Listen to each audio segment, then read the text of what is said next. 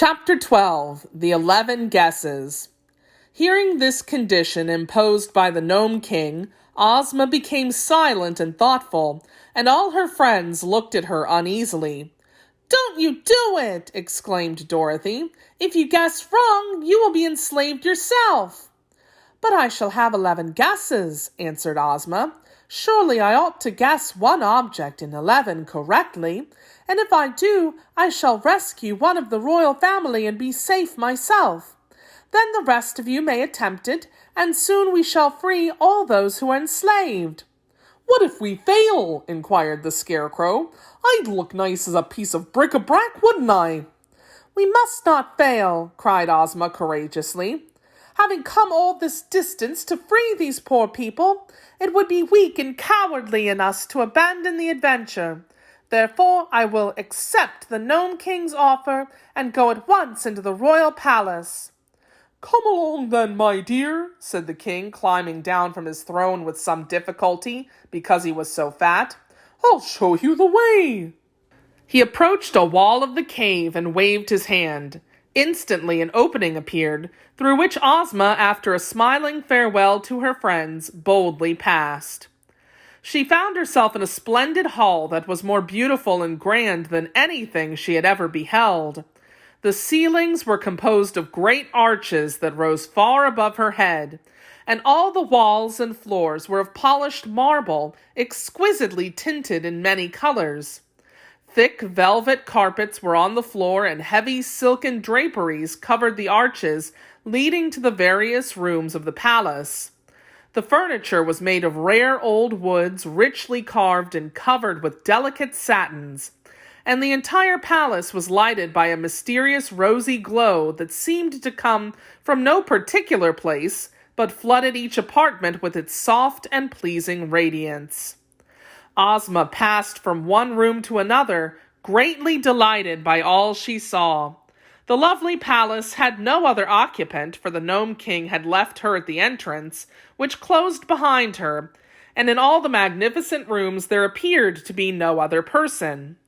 Upon the mantels and on many shelves and brackets and tables were clustered ornaments of every description, seemingly made out of all sorts of metals, glass, china, stones, and marbles.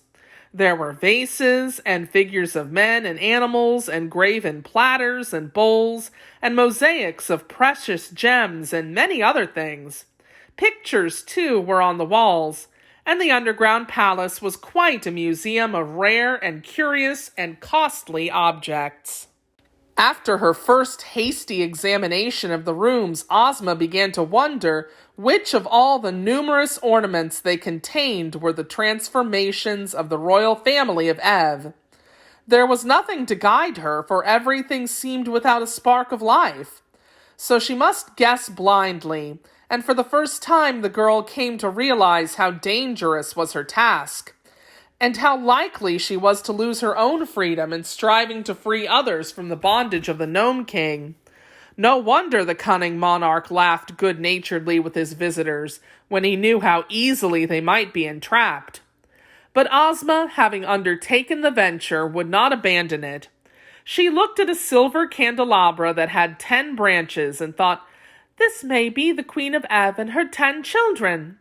So she touched it and uttered aloud the word Ev, as the Gnome King had instructed her to do when she guessed. But the candelabra remained as it was before. Then she wandered into another room and touched a china lamb, thinking it might be one of the children she sought. But again she was unsuccessful.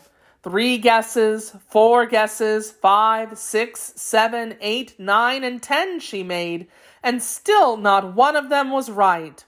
The girl shivered a little and grew pale, even under the rosy light. For now but one guess remained, and her own fate depended upon the result. She resolved not to be hasty, and strolled through all the rooms once more, gazing earnestly upon the various ornaments and trying to decide which she would touch. Finally, in despair, she decided to leave it entirely to chance.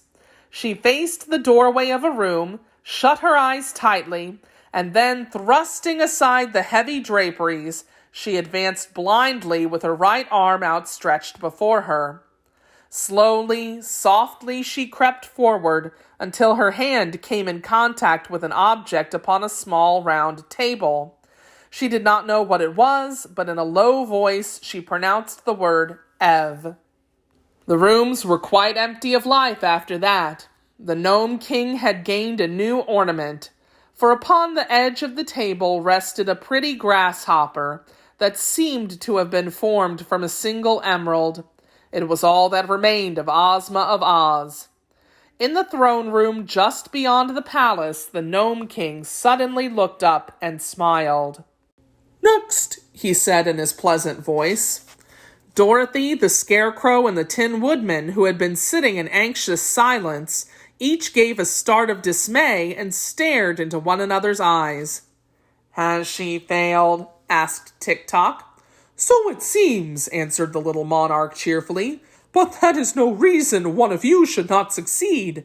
The next may have 12 guesses instead of 11, for there are now 12 persons transformed into ornaments. Well, well, which of you goes next?"